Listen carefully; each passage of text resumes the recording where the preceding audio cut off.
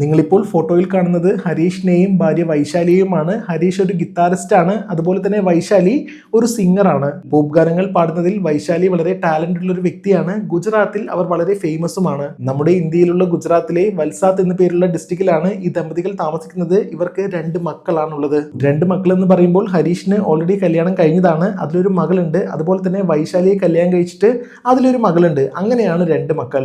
ഏതൊരു കുടുംബജീവിതത്തിൽ നോക്കിയാലും അവർ ഒരുപാട് സന്തോഷിച്ചിട്ടാണ് മുന്നോട്ട് പോകുന്നത് എങ്കിൽ എന്തെങ്കിലും ഒരു പ്രശ്നം അവരുടെ ജീവിതത്തിലേക്ക് വരും. ഇത് പൊതുവെ സംഭവിക്കാറുള്ള ഒരു കാര്യമാണ്. പക്ഷെ അതിന്റെ കാരണം എന്താണെന്ന് ഇതുവരെയായിട്ട് അറിയില്ല.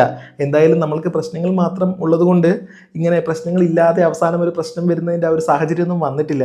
ഓക്കെ, അങ്ങനെ ഓഗസ്റ്റ് 27, 2022 വൈശാലി രാവിലെ തന്റെ ഭർത്താവിനോട് പറയാണ്, അവരുടെ വീട്ടിന് കുറച്ച് കിലോമീറ്റർ അപ്പുറത്തായിട്ട് ഒരു അയ്യപ്പൻ ടെമ്പിൾ ഉണ്ട്. ആ ഒരു അമ്പലത്തിനരികിലായിട്ട് വൈശാലിയുടെ ഒരു സുഹൃത്തിന്റെ വീടുണ്ട്. ഞാൻ ആ സുഹൃത്തിനെ പോയിട്ടൊന്ന് കണ്ടിട്ട് വരാം, ഞാൻ ഒരു 3-4 മണിക്കൂറിനുള്ളിൽ വേഗം തന്നെ തിരിച്ചെത്താം എന്ന് പറഞ്ഞിട്ട് വണ്ടി എടുത്തിട്ട്, അവരുടെ ബലാനോ കാർ എടുത്തിട്ട് നേരെ സുഹൃത്തിന്റെ വീട്ടിലേക്ക് പോവുകയാണ്. ഭാര്യ ഇതുപോലെ പറഞ്ഞിട്ട് ഒറ്റയ്ക്ക് വെളിയിലേക്ക് പോവുകയാണെങ്കിൽ ചില ഭർത്താക്കന്മാര് ഒരുപാട് ചോദ്യങ്ങൾ ചോദിക്കും.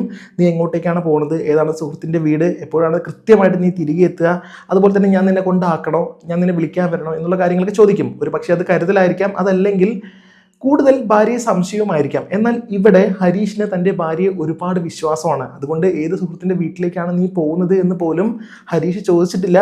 പോയിട്ട് നീ നിന്റെ കാര്യങ്ങളൊക്കെ കഴിയുന്ന സമയത്ത് തിരികെ വീട്ടിലേക്ക് എത്തി എന്നൊരു അനുവാദമാണ് കൊടുത്തിട്ടുണ്ടായിരുന്നത്. അത് മറ്റൊന്നും കൊണ്ടല്ല, ആ ഭർത്താവിന് തൻ്റെ ഭാര്യയുടെ മേൽ അത്രയ്ക്ക് വിശ്വാസമാണ്. സത്യത്തിൽ എന്തിനു വേണ്ടിയാണ് നീ പോകുന്നത് എന്ന് പോലും ചോദിക്കാതെ ആ ഭാര്യയെ അയച്ചതാണ് ആ ഭർത്താവ് ചെയ്ത ഏറ്റവും വലിയൊരു തെറ്റ്. തൻ്റെ ഭർത്താവിനോട് 3 മണിക്കൂറുകൾ കഴിഞ്ഞിട്ട് തിരികെ വീട്ടിലേക്ക് എത്താമെന്ന് പറഞ്ഞു പോയ വൈശാലി പിന്നീട് മണിക്കൂറുകൾ കഴിഞ്ഞിട്ടും വീട്ടിലേക്ക് തിരികെ എത്തിയില്ല.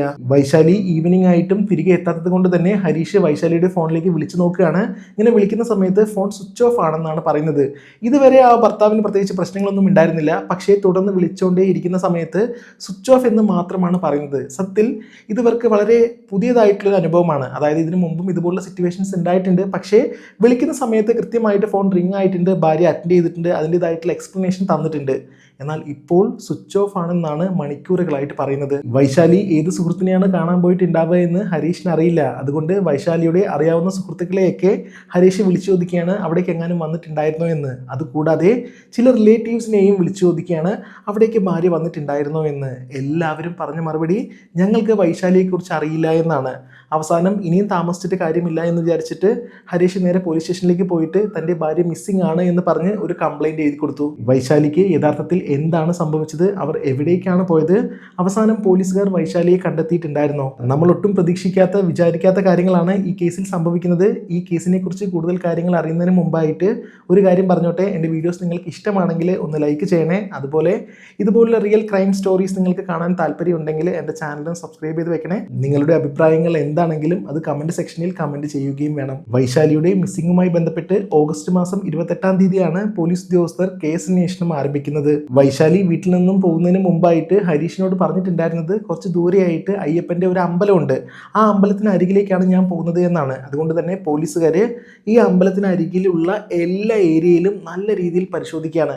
പക്ഷെ എങ്ങനെയൊക്കെ പരിശോധിച്ചിട്ടും വൈശാലിയെ അവർക്ക് കണ്ടെത്താനായിട്ട് കഴിഞ്ഞില്ല. അന്വേഷണ ഉദ്യോഗസ്ഥർ തെരച്ചിൽ വളരെ ഊർജിതമാക്കി നടത്തിക്കൊണ്ടിരിക്കുന്ന ആ സമയത്ത് ഓഗസ്റ്റ് മാസം 28-ാം തീയതി ഈവനിങ് 5 മണിക്ക് പോലീസ് സ്റ്റേഷനിലേക്ക് ഒരു ഫോൺ കോൾ വരികയാണ്. ഫോണിൽ വിളിച്ചയാൾ പോലീസുകാരോട് പറഞ്ഞത്, സർ, ഗ്രാമത്തിൽ നിന്നും മാറി നിൽക്കുന്ന ഒരു റോഡിൽ ഒരു ബലാനോ കാർ നിർത്തിയിട്ടുണ്ട്. പക്ഷേ ആ കാറിന്റെ ഡോർ എല്ലാം തന്നെ ലോക്ക്ഡ് ആണ്. ആ കാറിനുള്ളിൽ ഒരു സ്ത്രീ കിടക്കുന്നുമുണ്ട്. ആ സ്ത്രീക്ക് ജീവനുണ്ടോ ഇല്ലയോ എന്നൊന്നും അറിയില്ല. എന്തായാലും വളരെ പെട്ടെന്ന് തന്നെ നിങ്ങൾ ഇവിടേക്ക് വരണമെന്നാണ് ആ ഫോണിൽ പറഞ്ഞത്. ഇത് കേട്ട പോലീസ് ഉദ്യോഗസ്ഥർ വളരെ പെട്ടെന്ന് തന്നെ കാർ നിൽക്കുന്ന സ്ഥലത്തേക്ക് പോവുകയാണ്. അവിടെ പോയി നോക്കുന്ന സമയത്ത് ഒരു ബ്ലൂ കളർ ബലാനോ കാറാണ് അവിടെ നിൽക്കുന്നത്. എന്തായാലും പോലീസുകാർ അതിൻ്റെ ഡോർ തുറക്കാനായിട്ട് ശ്രമിച്ചു. പക്ഷേ എത്രയൊക്കെ ശ്രമിച്ചിട്ടും ഡോർ തുറക്കാനായിട്ട് കഴിയുന്നില്ല. പക്ഷേ അതിൻ്റെ ഗ്ലാസ്സിലൂടെ ഉള്ളിലേക്ക് നോക്കുന്ന സമയത്ത് ബാക്ക് സീറ്റിലായിട്ട് ഒരു സ്ത്രീ മയങ്ങിയ നിലയിൽ കിടക്കുന്നുണ്ട്. എന്തായാലും ഒരു മെക്കാനിക്കിനെ വിളിച്ചുകൊണ്ട് വന്നിട്ട് ആ ഒരു ഡോറ് തുറന്നിട്ട് അതിനുള്ളിലേക്ക് പോയി നോക്കുകയാണ്. ഈ സ്ത്രീയുടെ പൾസ് പരിശോധിക്കുന്ന സമയത്ത് ജീവനില്ല, അവർ മരിച്ചു പോയിരിക്കുന്നു. ഈ മരിച്ചു കിടക്കുന്ന സ്ത്രീ ആരാണ്, എവിടെയുള്ളതാണ് എന്നറിയാൻ വേണ്ടിയിട്ട് പോലീസ് ഉദ്യോഗസ്ഥർ ആ വണ്ടിയിലെ പേപ്പേഴ്സ് എല്ലാം തന്നെ പരിശോധിക്കുകയാണ്. ഇങ്ങനെ പരിശോധിച്ചുകൊണ്ടിരിക്കുന്ന സമയത്ത് കൂടെ ഉണ്ടായിരുന്ന ഒരു പോലീസ് ഉദ്യോഗസ്ഥൻ പറയാണ്, ഇന്ന് രാവിലെ ഒരു മിസ്സിംഗ് കംപ്ലൈൻറ്റ് വന്നിട്ടുണ്ടായിരുന്നില്ലേ, അതിൽ പറയുന്നത് ഒരു ബ്ലൂ കളർ ബലാനോ കാറാണ്. സർ, ആ കാർ തന്നെയാണ് ഇത് എന്നാണ് ആ പോലീസ് ഉദ്യോഗസ്ഥൻ പറയുന്നത്. തുടർന്ന് പോലീസ് ഉദ്യോഗസ്ഥർ ഹരീഷിനെ ഫോണിൽ വിളിച്ചു. എന്നിട്ട് കാർ നിൽക്കുന്ന ആ ഭാഗത്തേക്ക് വരാനായിട്ട് പറഞ്ഞു. ഹരീഷ് വളരെ പെട്ടെന്ന് തന്നെ ഈ കാർ നിൽക്കുന്ന ആ ഭാഗത്തേക്ക് വന്നുകൊണ്ടിരിക്കുകയാണ്. ദൂരെ ദൂരെ നിന്നും തൻ്റെ ഭാര്യ ഓടിച്ചു പോയ കാർ നിൽക്കുന്നത് കണ്ടപ്പോൾ തന്നെ ഹരീഷിന് ഏറെക്കുറെ കാര്യങ്ങൾ മനസ്സിലായി. അയാളുടെ നെഞ്ചിടിക്കാനായി തുടങ്ങി. അയാൾ വളരെ പെട്ടെന്ന് തന്നെ കാറിനരികിലേക്ക് ചെന്നിട്ട് അതിനുള്ളിൽ കിടക്കുന്ന വ്യക്തിയെ നോക്കി. അത് തൻ്റെ സ്വന്തം ഭാര്യ തന്നെയാണെന്ന് ഹരീഷിന് മനസ്സിലായി. അയാൾ അവിടെ വെച്ച് പൊട്ടിക്കരയാനും തുടങ്ങി. പോലീസ് ഉദ്യോഗസ്ഥർ ക്രൈം സീൻ നന്നായി പരിശോധിച്ചുകൊണ്ടിരിക്കുന്ന സമയത്ത് അവർ മനസ്സിലാക്കിയ ഒരു കാര്യം, ഇതിൽ വൈശാലിയുടെ കാലിലുള്ള സ്വർണ്ണ പാദസരം അത് മിസ്സിംഗ് ആണ്. അതുകൂടാതെ മാലകൾ മിസ്സിംഗ് ആണ്, മോതിരം മിസ്സിംഗ് ആണ്, കാറിൻ്റെ താക്കോൽ വരെ മിസ്സിംഗ് ആണ്. അതുകൊണ്ട് തന്നെ ഒരു പക്ഷേ ഇതൊരു മോഷണ ശ്രമമായിരിക്കാമെന്ന് പോലീസുകാർ ചിന്തിക്കുന്നുണ്ട്. പക്ഷേ ഇവിടെ വേറൊരു കാര്യം കൂടിയുണ്ട്. കാറിൻ്റെ താക്കോല് മിസ്സിംഗ് ആണ് എന്ന് പറയുന്ന സമയത്ത് ഒരു കള്ളൻ വന്നിട്ട് കാറ് മോഷ്ടിച്ചുകൊണ്ട് പോയാൽ പോരെ, അതല്ലാതെ കാറിൻ്റെ താക്കോല് മോഷ്ടിച്ചുകൊണ്ട് പോകേണ്ട ആവശ്യമില്ലല്ലോ. ഒരു പക്ഷേ വൈശാലിയെ കൊലപ്പെടുത്തിയിട്ട് പിന്നീട് റോബറി പോലെ സെറ്റ് ചെയ്തതാണെങ്കിലോ എന്നാണ് പോലീസ് ഉദ്യോഗസ്ഥർ ചിന്തിക്കുന്നത്. തുടർന്നും ഇനി കേസന്വേഷണം മുന്നോട്ട് പോകണമെങ്കിൽ ഓട്ടോപ്സി റിപ്പോർട്ട് വളരെ അത്യാവശ്യമാണ്. അങ്ങനെ ഓട്ടോപ്സി റിപ്പോർട്ട് കയ്യിൽ കിട്ടിയപ്പോൾ പോലീസുകാർ അത് വായിക്കുകയാണ്. അതിൽ പറഞ്ഞ കാര്യങ്ങൾ കേട്ട് സത്യത്തിൽ പോലീസ് ഉദ്യോഗസ്ഥർ ഞെട്ടിപ്പോയി. അതായത് ഇതിൽ വൈശാലിയെ ശ്വാസം മുട്ടിച്ചാണ് കൊലപ്പെടുത്തിയിരിക്കുന്നത്. സാധാരണ രീതിയിൽ ശ്വാസം മുട്ടിച്ച് കൊലപ്പെടുത്തുക എന്നതല്ല, അതിന് മുമ്പായിട്ട് ക്ലോറോഫോം ഉപയോഗിച്ച് അവരുടെ ബോധം നഷ്ടപ്പെടുത്തിയിട്ടുണ്ട്. അതിനുശേഷമാണ് കഴുത്ത് ഞെരിച്ച് കൊലപ്പെടുത്തിയിരിക്കുന്നത്. ഓട്ടോപ്സി റിപ്പോർട്ട് കയ്യിൽ കിട്ടിക്കഴിഞ്ഞാൽ പിന്നെ വൈശാലിയുടെ ബോഡിയുടെ ആവശ്യമില്ല, അത് ബാക്കിയുള്ള ചടങ്ങുകൾക്ക് വേണ്ടിയിട്ട് വിട്ടുകൊടുക്കാനായിട്ട് കഴിയും. അങ്ങനെ സ്വന്തം ഭർത്താവിന് ആ ഒരു ബോഡി വിട്ടുകൊടുക്കുകയാണ്. പക്ഷേ വൈശാലിയുടെ അച്ഛനും അമ്മയും കാനഡയിലാണുള്ളത്. അവർക്ക് കൃത്യസമയത്ത് നാട്ടിലേക്ക് വരാനായിട്ട് ഫ്ലൈറ്റിൻ്റെയോ വിസയുടെയോ എന്തെല്ലാമോ പ്രശ്നങ്ങൾ ഉണ്ടായിരുന്നു തോന്നുന്നു. എന്തായാലും തുടർന്ന് അങ്ങോട്ടുള്ള ചടങ്ങുകൾക്ക് വൈശാലിയുടെ മാതാപിതാക്കൾക്ക് നാട്ടിലേക്ക് എത്താനായിട്ട് കഴിയുന്നില്ല. ഭർത്താവാണ് ബാക്കിയുള്ള ചടങ്ങുകളും കാര്യങ്ങളെല്ലാം തന്നെ ചെയ്തത്. ഇവിടെ വൈശാലിയുടെ ഭർത്താവായിട്ടുള്ള ഹരീഷിൻ്റെ മാനസികാവസ്ഥ എന്ന് പറയുന്നത് അയാൾ മുഴുവനായിട്ടും തകർന്നു പോയിട്ടിരിക്കുകയാണ്. 2 കുട്ടികളുണ്ട്. ഈ 2 കുട്ടികളെ എങ്ങനെ ഞാൻ ഇനി മുന്നോട്ട് കൊണ്ടുപോകും, എനിക്ക് എങ്ങനെ ഇനി ഒറ്റയ്ക്ക് ജീവിക്കാനായിട്ട് കഴിയുമെന്ന് ആലോചിച്ച് അയാൾ തകർന്നിരിക്കുകയാണ്. എന്തൊക്കെയാണെങ്കിലും പോലീസ് ഉദ്യോഗസ്ഥർക്ക് ഈ കേസുമായി ബന്ധപ്പെട്ട് ഫസ്റ്റ് സസ്പെക്റ്റ് ആയിട്ട് തോന്നുന്നത് ഭർത്താവിന് തന്നെയാണ്, ഹരീഷിന് തന്നെയാണ്. കാര്യം ഭർത്താവ് പറഞ്ഞ കാര്യങ്ങൾ മാത്രമേ പോലീസുകാർക്ക് അറിയുള്ളൂ. അവസാനമായിട്ട് വൈശാലിയെ കണ്ടത് ഭർത്താവാണ്, ഹരീഷാണ്. അത് മാത്രമല്ല, അതേ പോലീസ് സ്റ്റേഷനിൽ പോയിട്ട് കംപ്ലൈൻറ്റ് കൊടുത്തത് ഹരീഷാണ്. ഹരീഷിൻ്റെ മേൽ പോലീസ് ഉദ്യോഗസ്ഥർക്ക് സംശയം ഉണ്ടായിരുന്നുവെങ്കിലും അതിന് കൃത്യമായിട്ടുള്ള ആധാരങ്ങളൊന്നും തന്നെ ഇല്ലായിരുന്നു. അതുകൊണ്ട് അവരുടെ വീട്ടിന് തൊട്ടടുത്തുള്ള നെയ്ബേഴ്സിനോട് ഇവരെ പറ്റിയിട്ട്, ഇവരുടെ കുടുംബത്തെ പറ്റിയിട്ട് ചോദിച്ച് മനസ്സിലാക്കുകയാണ്. ഇങ്ങനെ ചോദിക്കുന്ന സമയത്ത് നെയ്ബേഴ്സ് പറയുന്നൊരു കാര്യം, ഈ ഭർത്താവിനെയും ഭാര്യയും പോലെ ഞങ്ങൾ മറ്റൊരു കുടുംബത്തെ കണ്ടിട്ടില്ല എന്നാണ്. അതായത് അത്രയ്ക്കും സ്നേഹത്തിലാണ് ഇവർ കഴിഞ്ഞിട്ടുണ്ടായിരുന്നത്. യാതൊരു വഴക്കും ഇവരുടെ വീട്ടിലുണ്ടാവുന്നത് ഞങ്ങൾ കേട്ടിട്ടില്ല. അത് മാത്രമല്ലാതെ ഒരുപാട് സ്നേഹത്തോടെ കഴിയുന്ന ദമ്പതികളാണ് ഇവരെന്നാണ് എല്ലാ നെയ്ബേഴ്സും പറയുന്നത്. ആർക്കും മറുത്ത് മറ്റൊരു അഭിപ്രായമില്ല. ഹരീഷിനെതിരെ എന്തെങ്കിലും തെളിവുകൾ ലഭിക്കുമോ എന്ന് വിചാരിച്ചിട്ട് പോലീസുകാർ ഇതേപോലെ പല രീതിയിൽ അന്വേഷിച്ചുവെങ്കിലും പോലീസുകാർക്ക് അങ്ങനെ യാതൊന്നും കണ്ടെത്താനായിട്ട് കഴിയുന്നില്ല. അവസാനം പോലീസുകാർ ഒരു കാര്യം മനസ്സിലാക്കി, ഹരീഷിന് ഈ കേസുമായിട്ട് യാതൊരു ബന്ധവുമില്ല എന്ന്. അങ്ങനെ യഥാർത്ഥ കൊലയാളിയെ തേടിയിട്ട് പോലീസുകാർ മുന്നോട്ട് പോവുകയാണ്. യഥാർത്ഥ പ്രതിയെ പിടിക്കാൻ വേണ്ടിയിട്ട് പോലീസ് ഉദ്യോഗസ്ഥർ ചെയ്ത അടുത്തൊരു മാർഗം എന്ന് പറയുന്നത് ഹരീഷിൻ്റെയും വൈശാലിയുടെയും വീട്ടിൽ നിന്ന് അവസാനം വൈശാലിയുടെ കാർ കണ്ടെടുത്ത ആ ഒരു സ്ഥലമില്ലേ, ആ ഒരു ഗ്യാപ്പിനിടയിലുള്ള എത്രയൊക്കെ CCTV ഉണ്ട് എന്ന് പോലീസുകാർ പരിശോധിക്കുകയാണ്. അതിൽ നിന്നും എന്തെല്ലാം CCTV വിഷ്വൽസ് ആണ് കളക്ട് ചെയ്യാനായിട്ട് കഴിയുക എന്നും പോലീസ് ഉദ്യോഗസ്ഥർ പരിശോധിക്കുകയാണ്. ഇങ്ങനെ പരിശോധിക്കുന്ന സമയത്ത് 100-ൽ കൂടുതൽ CCTV വിഷ്വൽസ് ആണ് പോലീസുകാർക്ക് ലഭിക്കുന്നത്. ഇത്രയും വിഷ്വൽസ് പോലീസ് ഉദ്യോഗസ്ഥർക്ക് ലഭിച്ചിട്ടും ആരെങ്കിലും സംശയം തോന്നുന്ന രീതിയിൽ വൈശാലിയുടെ കൂടെ കാറിൽ കയറിയിട്ടുണ്ടോ, ആരെങ്കിലും വൈശാലിയോട് സംസാരിക്കുന്നുണ്ടോ തുടങ്ങിയ കാര്യങ്ങളൊക്കെയാണ് പോലീസുകാർ പരിശോധിക്കുന്നത്. അവസാനം സംശയം തോന്നുന്ന രീതിയിൽ യാതൊന്നും പോലീസുകാർക്ക് കണ്ടെത്താനായിട്ട് കഴിയുന്നില്ല. ശേഷം പോലീസ് ഉദ്യോഗസ്ഥർ അവസാനമായിട്ട് വൈശാലിയെ ആരെയാണ് വിളിച്ചത്, വൈശാലിയെ ആരാണ് വിളിച്ചത് എന്നുള്ള കാര്യങ്ങളാണ് നോക്കുന്നത്. അങ്ങനെ നോക്കുന്ന സമയത്ത് ഒരു വ്യക്തി 2 തവണ വൈശാലിയെ ഇങ്ങോട്ട് വിളിച്ചിട്ടുണ്ട്. അവസാനമായിട്ട് വൈശാലിയെ വിളിച്ചത് ബബിത എന്ന പേരിലൊരു സ്ത്രീയാണ്. ഈ സ്ത്രീ ആരാണെന്ന് പോലീസുകാർക്ക് അറിയില്ല. ഒരു പക്ഷേ ഹരീഷിനെ അറിയുമോ എന്ന് വിചാരിച്ചിട്ട് പോലീസുകാർ ഈ സ്ത്രീയുടെ ഫോട്ടോ കാണിക്കുകയാണ്. എന്നിട്ട് ഇവരെ നിങ്ങൾക്ക് അറിയുമോ എന്ന് ചോദിക്കുകയാണ്. ഇതിന് മറുപടിയായിട്ട് ഹരീഷ് പറഞ്ഞത്, സർ ഇതെൻ്റെ ഭാര്യയുടെ സുഹൃത്താണ്, ഉറ്റ സുഹൃത്താണ്, പലപ്പോഴും ഇവർ 2 പേരും ഫോണിൽ സംസാരിക്കാറുണ്ട്, അതുകൂടാതെ നേരിട്ട് കാണാറുണ്ട്, എനിക്കിവരെ അറിയുന്നതാണ് എന്നാണ് ഹരീഷ് പറയുന്നത്. ഇത് മനസ്സിലാക്കിയ ശേഷം പോലീസ് ഉദ്യോഗസ്ഥർ ചെയ്ത മറ്റൊരു കാര്യം, ബബിതയെ എന്തായാലും പോലീസുകാർ ഫോട്ടോയിൽ കണ്ടല്ലോ, അതുകൊണ്ട് തന്നെ ആ CCTV വിഷ്വൽസ് 100-ൽ കൂടുതൽ വരുന്ന CCTV വിഷ്വൽസ് പോലീസുകാർ വീണ്ടും പരിശോധിക്കുകയാണ്. അതായത് CCTVയിൽ കാണുന്ന ഈ വഴിക്കിടയിൽ എവിടെയെങ്കിലും ബബിത നിന്നിട്ടുണ്ടോ എന്നാണ് പോലീസ് ഉദ്യോഗസ്ഥർ രണ്ടാമതായിട്ട് പരിശോധിക്കുന്നത്. ഇങ്ങനെ പരിശോധിക്കുന്ന സമയത്ത് അവസാനമായിട്ട് വൈശാലിയുടെ കാർ എവിടെ വെച്ചാണോ കണ്ടെടുത്തത് അവിടെ നിന്നും 1 കിലോമീറ്റർ പുറകിലായിട്ട് അവിടെ ബബിത നിൽക്കുന്നതിൻ്റെ CCTV വിഷ്വൽസ് ഉണ്ട്. സോ CCTV വിഷ്വൽസിലും ബബിതയുടെ സാന്നിധ്യം ഉള്ളത് കൊണ്ട് തന്നെ പോലീസുകാർ നേരെ ബബിതയുടെ വീട്ടിലേക്ക് പോവുകയാണ്. എന്നിട്ട് അവിടെ ചെന്ന് വീടിൻ്റെ വാതിൽ തട്ടിയിട്ട് വാതിൽ തുറന്ന് ഉള്ളിലെ ബബിതയെ കണ്ടപ്പോൾ പോലീസുകാർ സത്യത്തിൽ ഞെട്ടിപ്പോവാനുള്ള കാരണം മറ്റൊന്നും കൊണ്ടല്ല, ബബിത ഒരു നിറഗർഭിണിയാണ്, 8 മാസം ഗർഭിണിയാണെന്നൊക്കെ പറയില്ലേ, ആ രീതിയിലാണ്.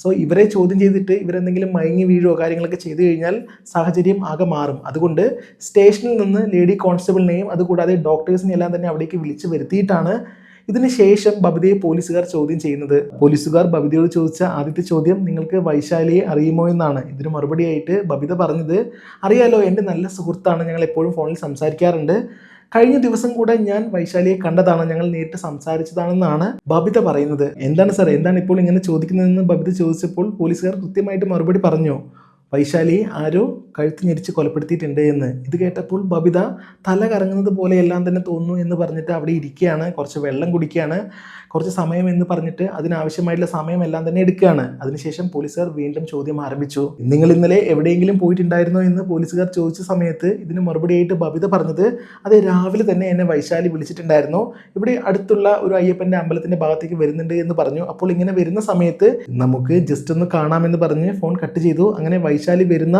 ആ റോഡിന് സൈഡിലായിട്ട് ഞാൻ വൈശാലിയെ കാത്തു നിൽക്കുന്നുണ്ടായിരുന്നു. ആ വഴി പോകുന്ന വൈശാലി എന്നെ കണ്ടപ്പോൾ കാർ നിർത്തി, എന്നിട്ട് കുറച്ച് സമയം ഞങ്ങൾ സംസാരിച്ചു. അതിനുശേഷം വൈശാലി വീണ്ടും പോവുകയും ചെയ്തു. ഇതാണ് സംഭവിച്ചത് എന്നാണ് ബബിത പറയുന്നത്. പോലീസുകാർ നോക്കുന്ന സമയത്ത് ഇവർ ഫോണിൽ സംസാരിച്ച ആ സമയം, അതുകൂടാതെ ഏത് സമയത്തായിരിക്കും ഇവർ വന്നിട്ടുണ്ടാവുക എന്നുള്ള കാര്യം എല്ലാം തന്നെ കൃത്യമാണ്. സോ ഇതുവരെ ബബിത നുണയൊന്നും പറഞ്ഞിട്ടില്ല. ഇതിനുശേഷം പോലീസുകാർ ചോദിക്കുന്നത്, വൈശാലിയെ നിങ്ങൾ കാണുന്ന സമയത്ത് വൈശാലിയുടെ കൂടെ മറ്റാരെങ്കിലും ഉണ്ടായിരുന്നോ എന്നാണ്. ഇതിന് മറുപടിയായിട്ട് കുറച്ച് സമയം ചിന്തിച്ചിട്ടാണ് ബബിത മറുപടി പറയുന്നത്, അതെ, 2 പേരുണ്ടായിരുന്നു, പക്ഷേ അവരെ ഞാൻ ഇതിനു മുമ്പ് കണ്ടിട്ടില്ല. അതാരാണെന്ന് ഞാൻ വൈശാലിയോട് ചോദിച്ചപ്പോൾ അതിൻ്റെ സുഹൃത്തുക്കളാണെന്നാണ് വൈശാലി മറുപടിയായിട്ട് പറഞ്ഞത്. അതിനുശേഷം ഞാൻ പിന്നെ അവരെ പറ്റി ചോദിച്ചില്ല എന്നും ബബിത പറയാണ്. ബബിത പറഞ്ഞ കാര്യങ്ങളെല്ലാം തന്നെ കൃത്യമാക്കി മനസ്സിലാക്കിയ പോലീസുകാർ ഇനിയും ബബിതയെ ചോദ്യം ചെയ്ത് ബുദ്ധിമുട്ടിക്കേണ്ട എന്ന് വിചാരിച്ചിട്ട് ചോദ്യം ചെയ്യൽ അവസാനിപ്പിച്ചിട്ട് തിരികെ സ്റ്റേഷനിലേക്ക് പോവുകയാണ്. ഇങ്ങനെ പോകുന്ന സമയത്ത് പോലീസുകാർ വീണ്ടും ചിന്തിക്കുകയാണ്. അതായത് വൈശാലിയുടെ ഭർത്താവ് ഹരീഷ് പറഞ്ഞതനുസരിച്ച് വൈശാലിക്ക് അങ്ങനെ തെറ്റായ ബന്ധങ്ങളൊന്നും തന്നെ ഇല്ല, ഇതുവരെ യാതൊരു സംശയവും ആ ഭർത്താവിന് തോന്നിയിട്ടില്ല. പക്ഷേ ഇവിടെ പോലീസുകാർ ചിന്തിക്കുന്ന സമയത്ത് പോലീസുകാർക്ക് ഒരു സംശയം എന്ന രീതിയിൽ തോന്നുന്നത് ഇപ്പോൾ ബബിതയാണ്. അത് മറ്റൊന്നും കൊണ്ടല്ല, CCTV വിഷ്വൽസ് ഒരുപാട് തവണ പോലീസ് ഉദ്യോഗസ്ഥർ പരിശോധിച്ചാണ്. ഇങ്ങനെ പരിശോധിച്ച സമയത്ത് വൈശാലി കാറിൽ നിന്നും ഇറങ്ങാതെ ബബിതയെ കണ്ട് സംസാരിക്കുന്ന ഒരു വിഷ്വൽ അതിലുണ്ട്. പക്ഷേ ആ വിഷ്വലിൽ വൈശാലിയുടെ കാറിനുള്ളിൽ മറ്റാരുമില്ല, അങ്ങനെയുള്ളതായിട്ട് പോലീസുകാർക്ക് തോന്നുന്നില്ല. പക്ഷേ ഇവിടെ ബബിത പറഞ്ഞ കാര്യം, എന്നെ കണ്ട് സംസാരിക്കുന്ന ആ സമയത്ത് ആ കാറിനുള്ളിൽ 2 പേരുണ്ടായിരുന്നു എന്നാണ്. അത് മാത്രമല്ലാതെ ഇതിനു മുമ്പ് കണ്ടിട്ടില്ല, ഞാനത് ആരാണെന്ന് ചോദിച്ചിട്ടുണ്ടായിരുന്നു എന്നുള്ള കാര്യങ്ങളെല്ലാം തന്നെ ബബിത പറഞ്ഞിട്ടുണ്ടായിരുന്നു. ബബിത പോലീസുകാരോട് പറഞ്ഞതിൽ ഇങ്ങനൊരു സംശയം പോലീസുകാർക്ക് ഉണ്ട് എങ്കിലും വീണ്ടും അവരെ ചോദ്യം ചെയ്യണോ വേണ്ടോ എന്നുള്ളൊരു സംശയത്തിലാണ് പോലീസുകാർ. എന്തായാലും ഒരു ട്രിക്ക് ഉപയോഗിച്ച് നോക്കാമെന്ന് വിചാരിച്ചിട്ട് ഒരാളുടെ ഫോട്ടോ പോലീസ് ഉദ്യോഗസ്ഥർ കയ്യിൽ പിടിക്കുകയാണ്. എന്നിട്ട് ബബിതയെ വീണ്ടും കാണാനായിട്ട് പോവുകയാണ്. അങ്ങനെ കാണാനായിട്ട് പോയിട്ട് ബബിതയോട് പറഞ്ഞു, നിങ്ങൾ പേടിക്കൊന്നും വേണ്ട, പരിഭ്രമിക്കൊന്നും വേണ്ട, ഒരു കാര്യം കൂടെ അറിയാനുണ്ട്, അതിന് വേണ്ടിയിട്ട് മാത്രം വന്നതാണ് എന്ന് പറഞ്ഞിട്ട്, നിങ്ങൾ അന്ന് 2 പേരെ കാറിൽ കണ്ടു എന്ന് പറഞ്ഞില്ലേ, അതിൽ ഇയാളുണ്ടോ എന്ന് പറഞ്ഞിട്ട് കയ്യിലുള്ള ഫോട്ടോ ബബിതയ്ക്ക് നേരെ കാണിച്ചു കൊടുക്കുകയാണ്. ഇത് കുറച്ച് സമയം നോക്കിയിട്ട് ബബിത പറഞ്ഞു, അത് ഇയാളും ആ കാറിനുള്ളിൽ ഉണ്ടായിരുന്നു എന്ന് ബബിത പറയുകയാണ്. ഇത് കേട്ടപ്പോൾ പോലീസ് ഉദ്യോഗസ്ഥർ ഓക്കെ എന്ന് പറഞ്ഞിട്ട് അവിടെ നിന്നും തിരികെ സ്റ്റേഷനിലേക്ക് വരികയും ചെയ്തു. പക്ഷേ പോലീസുകാർക്ക് അപ്പോൾ ഒരു കാര്യം മനസ്സിലായിട്ടുണ്ടായിരുന്നു, ബബിതയ്ക്ക് വൈശാലിയുടെ ഈ മരണവുമായിട്ട് എന്തോ ഒരു ബന്ധമുണ്ട് എന്ന്. കാര്യം പോലീസ് ഉദ്യോഗസ്ഥൻ്റെ കയ്യിലുണ്ടായിരുന്ന ഒരു ഫോട്ടോ എന്ന് പറഞ്ഞില്ലേ, അതൊരു ക്രിമിനലിൻ്റെ ഫോട്ടോ ആണ്. പക്ഷേ അയാൾ ഇപ്പോഴും ജയിലിലാണ്. ബബിത പറയുന്നതിൽ എന്തെങ്കിലും കള്ളമുണ്ടോ, പറഞ്ഞ കള്ളത്തിൽ തന്നെയാണോ അവർ ഉറച്ചു നിൽക്കുന്നത് എന്നറിയാൻ വേണ്ടിയിട്ടാണ് പോലീസുകാർ ഈ ഒരു പ്രവൃത്തി ചെയ്തത്. ഇതിനുശേഷം പോലീസ് ഉദ്യോഗസ്ഥർ ചെയ്തത്, നിറയെ ഗൈനക്കോളജിസ്റ്റ്, അതുകൂടാതെ ലേഡി പോലീസ് കോൺസ്റ്റബിൾ, ഇവരെല്ലാം തന്നെ പോലീസ് സ്റ്റേഷനിൽ നിരത്തി നിർത്തിയിട്ട് അവരുടെ സാന്നിധ്യത്തിൽ ബബിതയെ വിളിച്ചു വരുത്തുകയാണ്. എന്നിട്ട് ചോദ്യം ചെയ്യൽ ആരംഭിക്കുകയാണ്, ഡീറ്റെയിലിംഗ് ആയിട്ടുള്ള ചോദ്യം ചെയ്യൽ. ഇത്തവണ പോലീസ് ബബിതയോട് വളരെ ഓപ്പൺ ആയിട്ടാണ് കാര്യങ്ങൾ ചോദിച്ചത്. നിങ്ങൾ തന്നെയാണ് നിങ്ങളുടെ സുഹൃത്തായിട്ടുള്ള വൈശാലിയെ അതിക്രൂരമായിട്ട് കൊലപ്പെടുത്തിയത്, അതിനാവശ്യമായിട്ടുള്ള തെളിവുകളെല്ലാം തന്നെ ഞങ്ങളുടെ കൈവശമുണ്ട് എന്ന് പറഞ്ഞിട്ട് CCTV വിഷ്വൽസ് എല്ലാം തന്നെ കാണിച്ചു കൊടുക്കുകയാണ്. അതുകൂടാതെ എന്ത് നുണയാണോ പറഞ്ഞത് അതിൻ്റെ യഥാർത്ഥ ക്ലാരിഫിക്കേഷൻ പറഞ്ഞു കൊടുക്കുകയാണ്. ഇങ്ങനെയുള്ള കാര്യങ്ങളെല്ലാം തന്നെ ചെയ്യുകയാണ്.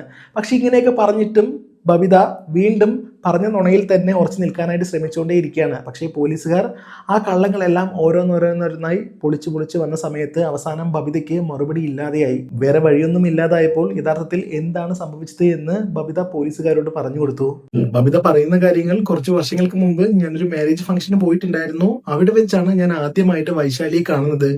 കണ്ട ആ ദിവസം തന്നെ ഞങ്ങൾ 2 പേരും നല്ല രീതിയിൽ പരിചയപ്പെട്ടിട്ടുണ്ടായിരുന്നു. അങ്ങോട്ടും ഇങ്ങോട്ടും മൊബൈൽ നമ്പർ കൈമാറിയിട്ടുണ്ടായിരുന്നു. അതിനുശേഷം അധികം വൈകാതെ തന്നെ ഞങ്ങൾ അടുത്ത സുഹൃത്തുക്കളായി ഫ്രണ്ടായി മാറുകയും ചെയ്തു. ഫ്രണ്ട്ഷിപ്പ് വളരെ നല്ല രീതിയിൽ മുന്നോട്ട് പോയിക്കൊണ്ടിരിക്കുന്ന സമയത്ത് എല്ലാ തരത്തിലുള്ള കാര്യങ്ങളും ഞങ്ങൾ ഡിസ്കസ് ചെയ്യാറുണ്ടായിരുന്നു. പക്ഷേ പണം കടം കൊടുക്കുകയോ പണം കടം മേടിക്കുകയോ ചെയ്തിട്ടുണ്ടായിരുന്നില്ല. അങ്ങനെ ഇരിക്കുന്ന സമയത്താണ് എന്റെ ജീവിതത്തിൽ ഒരുപാട് പ്രശ്നങ്ങൾ വരുന്നത്, ഒരുപാട് സാമ്പത്തിക പ്രശ്നങ്ങൾ നേരിടേണ്ടി വരുന്നത്.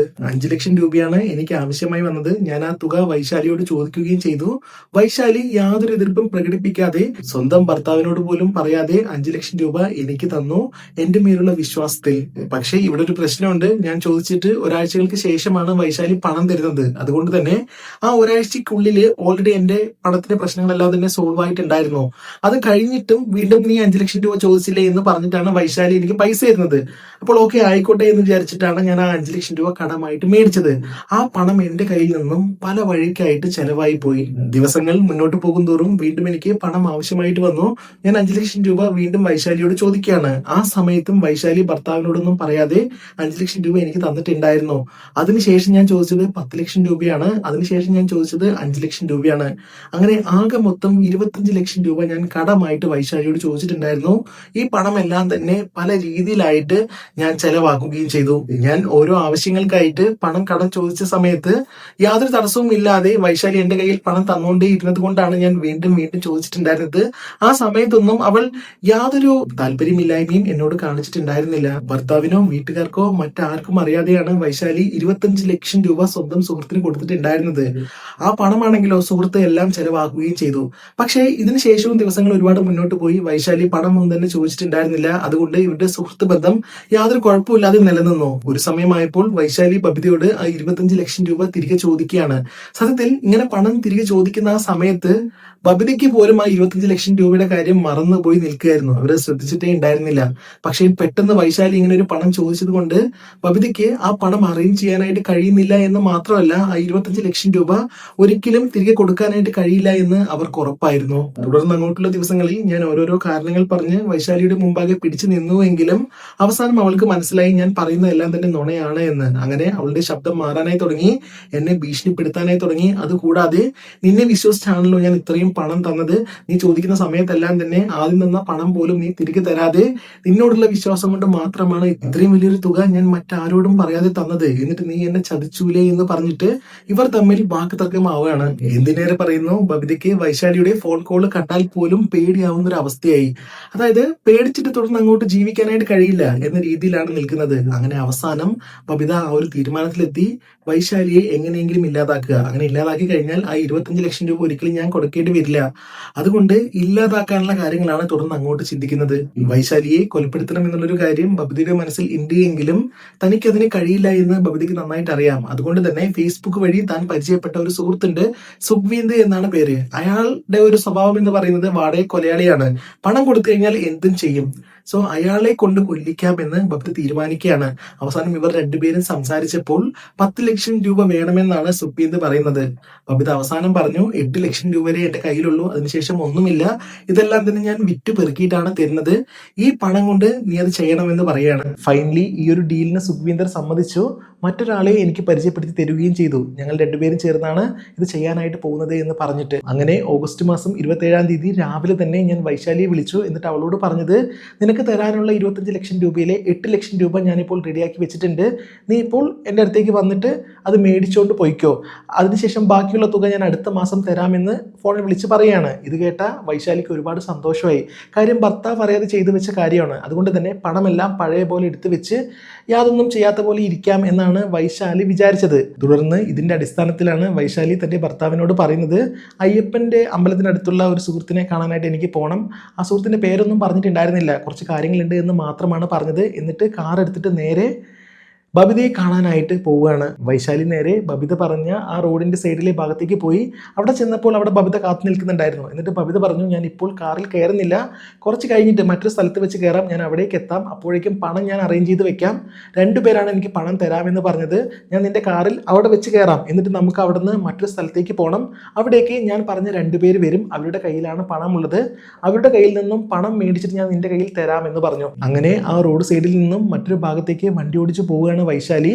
അവിടേക്ക് ബബിത വരുന്നത് വരെ ആ റോഡ് സൈഡിൽ കാത്തിരുന്നു. കുറച്ച് സമയം കഴിഞ്ഞപ്പോൾ ബബിത അവിടേക്ക് വന്നു. എന്നിട്ട് ആ കാറിൽ കയറി. എന്നിട്ട് ആളുകൾ അധികം ഇല്ലാത്ത ഒരു ഭാഗത്തേക്ക് വൈശാലിയെ കൂട്ടിക്കൊണ്ട് പോവുകയാണ്. മനുഷ്യർ മറ്റാരും ഇല്ലാത്ത ആ ഒരു ഭാഗത്തെത്തിയപ്പോൾ ബബിത വൈശാലിയോട് പറഞ്ഞു വണ്ടി ഇവിടെ നിർത്താൻ, ഇവിടേക്കാണ് രണ്ടുപേര് വരിക, അവരുടെ കയ്യിലാണ് പണമുള്ളത് എന്ന് പറഞ്ഞിട്ട് കുറച്ച് സമയം അവരവിടെ കാത്തിരുന്നു. അപ്പോഴേക്കും 2 പേർ ആ കാറിന് ഓപ്പോസിറ്റ് ആയിട്ട് നടന്നു വരികയാണ്. അവരുടെ കയ്യിൽ ഒരു പൊതിയുണ്ട്. ഉടൻ തന്നെ ബബിത ആ കാറിൽ നിന്നും ഇറങ്ങിയിട്ട് ഈ 2 പേരുടെ അരികിലേക്ക് പോവുകയാണ്. അവർ 3 പേരും സംസാരിച്ചുകൊണ്ടിരിക്കുകയാണ്. കുറച്ച് സമയം കഴിഞ്ഞപ്പോൾ ആ 3 പേരും ചേർന്ന് ആ പൊതിയും കൊണ്ട് നേരെ ഈ കാറിന്റെ ഭാഗത്തേക്ക് വന്നു. എന്നിട്ട് 3 പേരും കാറിനകത്തേക്ക് കയറി. അപ്പോൾ സ്വാഭാവികമായിട്ടും വൈശാലി ചോദിക്കും ഇതാരാണെന്ന് ചോദിക്കുന്ന സമയത്ത് ബബിത പറഞ്ഞത് ഇതെൻ്റെ സുഹൃത്തുക്കളാണ്, ഇവരുടെ കയ്യിൽ നിന്നാണ് പണം കടമായിട്ട് മേടിച്ചിട്ടുണ്ടായിരുന്നത്. അത് മാത്രമല്ല അത് ഇത്രയും വലിയ പണമല്ലേ, അതുകൊണ്ട് ഒറ്റയ്ക്ക് കൊണ്ടുവരാനും ഒരു പേടി. അപ്പോൾ അതുകൊണ്ടാണ് ഇവരും വന്നത്, ഇവരെ ആ റോഡ് സൈഡിൽ ഡ്രോപ്പ് ചെയ്താൽ മതി എന്ന് പറഞ്ഞിട്ട് ഇങ്ങനെ സംസാരിച്ചുകൊണ്ടിരിക്കുന്ന ആ ഒരു സമയത്തിനിടയ്ക്ക് പെട്ടെന്ന് അവരുടെ കൂടെ ഉണ്ടായിരുന്ന ആ 2 പേരിലെ ഒരാൾ കയ്യിൽ ക്ലോറോഫോം ആക്കിയ ആ ഒരു ടവൽ പെട്ടെന്ന് തന്നെ വൈശാലിയുടെ മുഖത്തിന്റെ ഭാഗത്തേക്ക് ഇങ്ങനെ കാണിക്കുകയാണ്. ക്ലോറോഫോം മണത്ത വൈശാലി പെട്ടെന്ന് തന്നെ മയക്കത്തിലായി. ഇത് കണ്ടപ്പോൾ ബബിത ഈ കൊലയാളികളോട് പറയുകയാണ് എന്തായാലും ഇവൾ മയക്കത്തിലായി, ഇതിനുശേഷം നിങ്ങൾ ഇവളെ കൊലപ്പെടുത്തണം, നിങ്ങൾക്ക് തരാനുള്ള പണം ഇതാ എന്ന് പറഞ്ഞിട്ട് ആ 8 ലക്ഷം രൂപ അവരുടെ കയ്യിൽ തന്നെ കൊടുത്തു. എന്നിട്ട് ആ വണ്ടിയിൽ നിന്നും ഇറങ്ങിയിട്ട് അവിടെ ഓൾറെഡി ഇവരുടെ സ്കൂട്ടി എന്തോ കൊണ്ടുവന്ന് വെച്ചിട്ടുണ്ടായിരുന്നു, ആ ഒരു സ്കൂട്ടിയിൽ കയറിയിട്ട് ബബിത നേരെ വീട്ടിലേക്ക് പോയി. ഇതിനുശേഷം അവർ 2 പേരും ചേർന്ന് കഴുത്ത് ഞെരിച്ച് വൈശാലിയെ അതിക്രൂരമായിട്ട് കൊലപ്പെടുത്തി. വൈശാലി മരിച്ചു എന്ന് ഉറപ്പാക്കിയ ശേഷം ഇതൊരു മോഷണ ശ്രമമാണ് എന്ന് തെറ്റിദ്ധരിക്കാൻ വേണ്ടിയിട്ട് അവരുടെ കാലിലുള്ള സ്വർണ്ണ പാസരം, അതുകൂടാതെ സ്വർണ്ണമാല, കമ്മല തുടങ്ങിയ കാര്യങ്ങളെല്ലാം തന്നെ അഴിച്ചെടുക്കുകയാണ്. അതിനുശേഷം ഈ കാർ ഓടിച്ചിട്ട് മറ്റാരും വരാത്ത മറ്റൊരു ഭാഗത്തേക്ക് കാറ് കൊണ്ടുചെന്ന് വെക്കുകയാണ്. എന്നിട്ട് ആ കാറിൻ്റെ താക്കോലടക്കം എടുത്തുകൊണ്ട് അവരവിടെ നിന്നും പോകുന്നു. വൈശാലി കൊല്ലപ്പെട്ട് 11 ദിവസങ്ങൾക്ക് ശേഷമാണ് ബബിതയാണ് ഇതെല്ലാം ചെയ്തതെന്ന് പോലീസുകാർ അറിയുന്നത്. അവരെ അറസ്റ്റ് ചെയ്യുന്നത് സുഖ്വീന്ദറിന്റെ സുഹൃത്തും ബബിതയും, ഇവർ 3 പേരും ഇപ്പോൾ ജയിലിലാണ്. പക്ഷേ ഇവർക്കുള്ള ശിക്ഷാവിധിയൊന്നും വെളിയിൽ വന്നിട്ടില്ല. എന്തായാലും ജീവപര്യന്തം ശിക്ഷ ലഭിക്കുമെന്ന് തന്നെയാണ് എല്ലാവരും വിശ്വസിക്കുന്നത്. ഇവിടെ ബബിത പറഞ്ഞ കാര്യങ്ങളെ പറ്റിയിട്ട് 25 ലക്ഷം രൂപ വൈശാലി ബബിതയ്ക്ക് കൊടുത്തിട്ടുണ്ട് എന്നുള്ള കാര്യം ഹരീഷിനോട്, വൈശാലിയുടെ ഭർത്താവായിട്ടുള്ള ഹരീഷിനോട് പോലീസുകാർ പറഞ്ഞു കൊടുക്കുന്ന സമയത്ത് ഹരീഷിന് അത് വിശ്വസിക്കാനേ കഴിയുന്നില്ല. എന്നോട് പറയാതെ എൻ്റെ ഭാര്യ അങ്ങനെ ഒന്നും ചെയ്യില്ല എന്ന് തന്നെയാണ് അയാൾ പറയുന്നത്. 25 ലക്ഷം രൂപയൊക്കെ എന്നോട് പറയാതെ അങ്ങനെ അവൾ കൊടുക്കുമോ എന്നൊരു സംശയത്തിലാണ് ഹരീഷ് പോലും നിൽക്കുന്നത്. ഈ കേസുമായി ബന്ധപ്പെട്ട് എനിക്ക് പറയാനുള്ള ഒരു കാര്യം, ഒരാൾക്കും ദയവ് ചെയ്ത് നിങ്ങൾ കടം കൊടുക്കരുത്. ഇനി കടം കൊടുക്കുക എന്ന് പറയുമ്പോൾ നിങ്ങളുടെ സ്വന്തക്കാർക്കോ റിലേറ്റീവ്സിനോ നല്ല ഫ്രണ്ട്സിനോ ഇങ്ങനെയുള്ളവർക്ക് ആർക്കും നിങ്ങൾ കടം കൊടുക്കരുത്. ഇനി അഥവാ കടം കൊടുക്കേണ്ട ഒരു സാഹചര്യം വരികയാണെങ്കിൽ ദയവ് ചെയ്ത് നിങ്ങൾ മാത്രം അറിയുന്ന ഒരു സാഹചര്യത്തിലേക്ക് എത്തിക്കരുത്. ഒരുപാട് ആളുകൾ അറിയുന്ന രീതിയിലേക്ക് അത് മാറ്റുക. അതും കൂടാതെ പറ്റുമെങ്കിൽ നാണക്കേട് പോലും വിചാരിക്കേണ്ട, ഒരു എഗ്രിമെൻ്റ് എങ്കിലും തയ്യാറാക്കുന്ന രീതിയിൽ അത് ചെയ്യുന്നതായിരിക്കും ഏറ്റവും ബെറ്റർ. അങ്ങനെ ഇല്ല എന്നുണ്ടെങ്കിൽ ഒരുപാട് ബന്ധമുള്ള ആളുകളായിരിക്കും, ഒരുപക്ഷെ നല്ല സുഹൃത്തുക്കളായിരിക്കാം, നല്ല റിലേറ്റീവ്സ് ആയിരിക്കാം, നല്ല ബന്ധത്തിൽ കഴിയുന്ന ആളുകളായിരിക്കാം, ഒരുപാട് സഹായങ്ങൾ നിങ്ങൾക്ക് ചെയ്തു തന്നിട്ടുണ്ടാവാം. പക്ഷേ ഈ പണത്തിൻ്റെ പേരിൽ നിങ്ങൾ ശത്രുക്കളായിട്ട് മാറും. നിങ്ങൾ ഒട്ടും പ്രതീക്ഷിക്കില്ല, നിങ്ങളൊരു സഹായമായിട്ട് ചെയ്യുന്ന കാര്യമായിരിക്കും. പക്ഷേ ആ പണം അവരുടെ കയ്യിൽ കിട്ടിക്കഴിഞ്ഞാൽ പിന്നെ ഇതൊന്നും ആയിരിക്കില്ല. നിങ്ങൾക്ക് മുമ്പ് ഒരുപാട് സഹായങ്ങൾ ചെയ്തവരാണെങ്കിൽ കൂടിയും നമ്മൾ പ്രതീക്ഷിക്കാത്ത കാര്യങ്ങളായിരിക്കും പിന്നീട് അവരിൽ നിന്നും ഉണ്ടാവുക. ഇതിൽ നമ്മൾ സ്വന്തം റിലേറ്റീവ്സിനാണ്, പോട്ടെ സ്വന്തം അനുജനോ അല്ലെങ്കിൽ അനിയത്തിക്കോ അല്ലെങ്കിൽ ചേച്ചിക്കോ ഇങ്ങനെയുള്ളവർക്കൊക്കെ നമ്മൾ പണം കടമായിട്ട് കൊടുക്കുകയാണെങ്കിൽ പോലും ഒരുപാട് ശ്രദ്ധിക്കണം. നിങ്ങൾ അങ്ങനെയൊക്കെ കടം കൊടുക്കാൻ നിങ്ങൾക്ക് അത്രയും താല്പര്യം ഉണ്ടെങ്കിൽ ആ പണം തിരിച്ച് പ്രതീക്ഷിക്കാതെ നിങ്ങൾക്ക് കൊടുക്കാം. അത് പിന്നെ ഓക്കെ, കുഴപ്പമൊന്നുമില്ല, പ്രശ്നങ്ങളൊന്നും ഉണ്ടാവില്ല. പക്ഷേ തിരിച്ച് പ്രതീക്ഷിക്കുന്ന ആ ഒരു പണം ഒരിക്കലും മറ്റാർക്കും കൊടുക്കരുത്. സ്വന്തം അനുജനാണെങ്കിലും ഏട്ടനാണെങ്കിലും പണത്തിൻ്റെ കാര്യങ്ങൾ വരുന്ന സമയത്ത് ഒരുപാട് പ്രശ്നങ്ങളുണ്ടാവും. നമുക്ക് തോന്നും എൻ്റെ സ്വന്തം ആളുകളല്ലേ എന്നൊക്കെ, പക്ഷേ പണത്തിൻ്റെ കാര്യത്തിലേക്ക് വരുമ്പോൾ അതെല്ലാം ഒരു സാഹചര്യത്തിൽ മാറും. ഒരുപക്ഷെ അവരുടെ നിവൃത്തികേടായിരിക്കാം. പക്ഷേ അതുപോലൊരു നിവൃത്തികേട് നിങ്ങൾക്കും വന്നു കഴിഞ്ഞാൽ പിന്നെ പിടിവലിയാവും, ആകെ അലമ്പാവും. അതുകൊണ്ട് ദയവ് ചെയ്ത് കടം കൊടുക്കാതിരിക്കുക. ഇനി കൊടുക്കുകയാണെങ്കിൽ കൂടെ എല്ലാവരും അറിയുന്ന രീതിയിൽ കൊടുക്കുക. പറ്റുമെങ്കിൽ എഗ്രിമെൻ്റ് എഴുതുക. ഇല്ല എന്നുണ്ടെങ്കിൽ പിന്നീട് വെറുതെ എന്തിനാണ് സ്നേഹമുള്ള ആളുകൾ തമ്മിൽ അങ്ങോട്ടും ഇങ്ങോട്ടും വഴക്കുണ്ടാവുന്നത്, പറയാൻ പാടില്ലാത്ത കാര്യങ്ങൾ അങ്ങോട്ടും ഇങ്ങോട്ടും പറയുന്നത്. ഞാൻ എന്തുകൊണ്ടാണ് ഇങ്ങനെ വെറുതെ ഇത് പറഞ്ഞുകൊണ്ടിരിക്കുന്നതെന്ന് നിങ്ങളിൽ ചിലർ ചിന്തിക്കും.